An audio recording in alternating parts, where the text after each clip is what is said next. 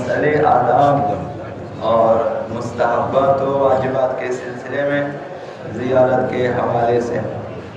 چند ضروری احکام و آداب آپ کی خدمت میں بیان ہوں گے۔ جیسا کہ عرض کیا کل کہ وہ خاتون جو ماہوارے کی حالت میں ہو اور وہ شخص چاہے مرد ہو یا زن جنابت کی حالت میں ہو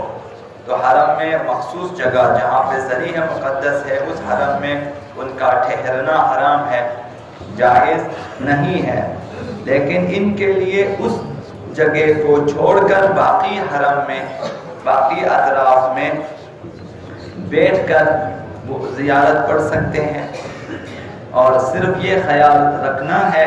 کہ زیارت نامے میں جہاں اسماء متبرکہ ہیں، خداوند متعال کے نام، اہل بیت کے نام، انہیں چھوئے بغیر باقی زیارت پڑھ سکتے ہیں۔ ممنوعات مقامات سے دور رہ کر باقی حرم میں بیٹھ کر زیارت پڑھ سکتے ہیں۔ اگر خواتین کے لیے جسمانی ضرر کا باعث نہ ہو تو خواتین یہ کام کر سکتی ہیں کہ مانع حیض گولیاں کھا لیں، کہ ایسے دوائیاں کھا لیں کہ ماہواری کو تاخیر میں ڈال دے، تو زیارت کے دنوں میں پھر ماہواری نہیں آئے گی تو وہ آرام سے وضو کر کے حرم میں جا سکتی ہیں، زیارت بھی پڑھ سکتی ہیں، تمام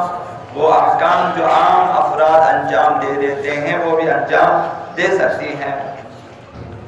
ائمہ اہل بیت علیہم السلام کے ذریح کے سامنے سجدہ کرنا، اگر یہ سجدہ خداوند متعال کے لیے ہو اور شکر کے عنوان سے ہو، سجدہ شکر ہو تو جائز ہے اور صحیح، ورنہ حرام ہے۔ تو حرم ائمہ میں جا کر جو ہے سجدہ شکر کے علاوہ پھر ایسے ہی سجدہ نہ کریں۔ وہ خواتین جو حالت استحاضہ میں ہیں، مستحاضہ ہیں، چاہے وہ قلیلہ ہو یا متوسطہ ہو یا کثیرہ، تو ایسی خواتین حرم مطہر میں بھی جا سکتی ہیں اور مساجد میں بھی جا سکتی ہیں اور ٹھہر سکتی ہیں۔ حائض خاتون کے لیے منع ہے، مستحاضہ خاتون کے لیے منع نہیں ہے۔ اور حرم مطہر میں جو مخصوص پانی ہے پینے کے لیے، اس پانی سے وضو کرنا جائز نہیں ہے اور وضو باطل ہے۔ وہ پانی جو حرم میں رکھے ہوتے ہیں پینے کے لیے، اس پانی سے وضو نہیں کرنا چاہیے اور وضو باطل ہے۔ اگر کسی نے اس سے پہلے کہ وہ نادانی میں وضو کر چکا ہو اور نمازیں پڑھ چکی ہوں تو وہ نمازیں جو پڑھی گئی ہیں وہ نمازیں درست ہیں اور صحیح، آگے نمازوں کے لیے وضو کرنا چاہیے دوسرے پانی سے۔ مستحب ہے کہ انسان ائمہ اطہار کے حرم میں جانے کے لیے وضو کرے، بے وضو حرم میں داخل نہ ہو جائیں۔ اگرچہ جائز ہے لیکن شائستہ نہیں ہے، بہتر نہیں ہے۔ انسان کو چاہیے ائمہ اطہار کے حضور میں جب جانا چاہیں تو باوضو ہو کر جائیں اور باادب ہو کر جائیں۔ ائمہ اطہار کے حرم میں نماز پڑھنا مستحب ہے، بلکہ مسجد سے بھی بہتر ہے کہ مسجد میں نماز اور حرم میں نماز، ان دونوں میں کون سا بہتر ہے؟ حرم میں نماز بہتر ہے۔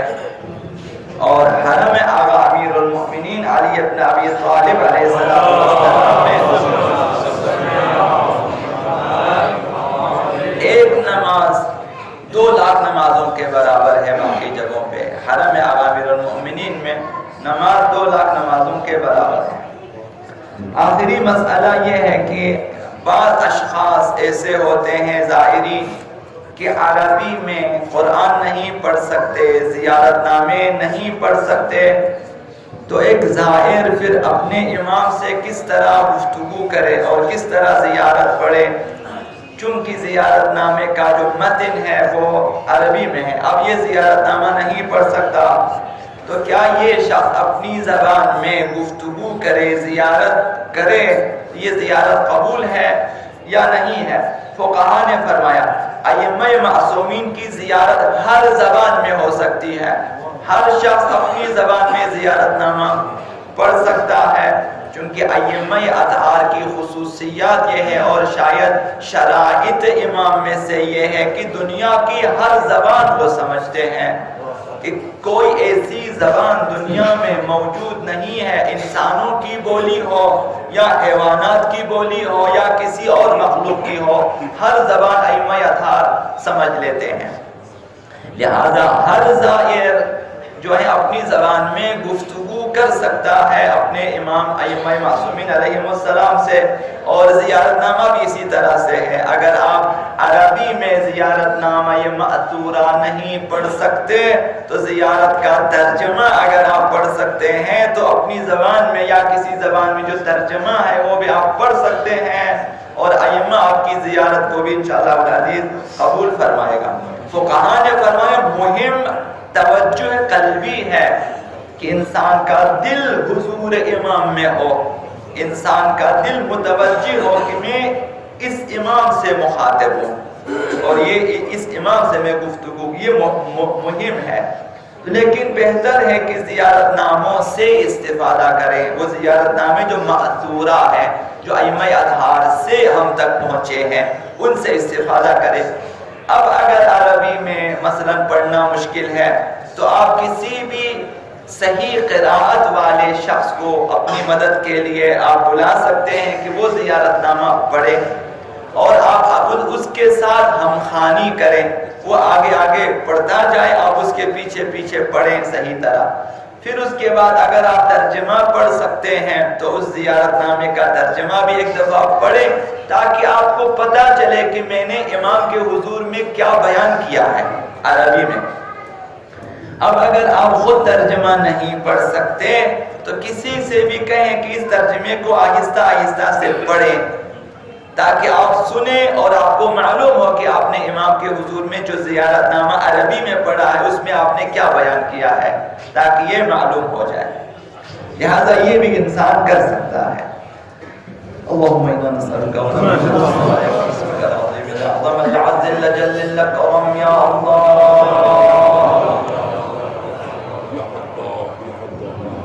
يا الله يا رحمن يا رحيم يا مقلب القلوب ثبت قلوبنا على دينك، اللهم اهدنا من عندك، واحفظ علينا من فضلك، وانزل علينا من رحمتك، وانزل علينا من بركاتك، بحق محمد وآله الطيبين الطاهرين، يا المؤمنين والمؤمنات رحم الله